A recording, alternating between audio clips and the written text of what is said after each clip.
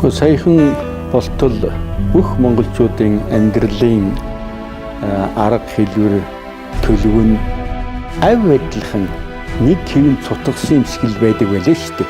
Одоо бол өөр болжээ. Хүн бүр цэвэр агаар тоглог, найрсаг орчин, эрүүл хүнс хэрэглэхийг эрэлхийдэг болжээ.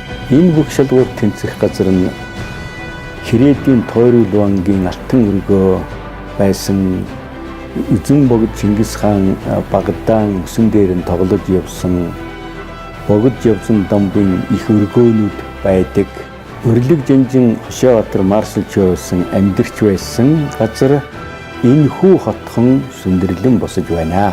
Цээж дүүрэн цэвэр агаар нам гүм хотхны ач буйнаар би өөрийнхөө 10 том ном бүтээлээ тойруулаа. Одоо энд үндэсний цэцэрлэг хүрээлэнтэй залгуулад байр болгон дэрэгдээн усан ориглоор цэцэрлэгтэй King Tower апартмент ашиглалтанд орж байна.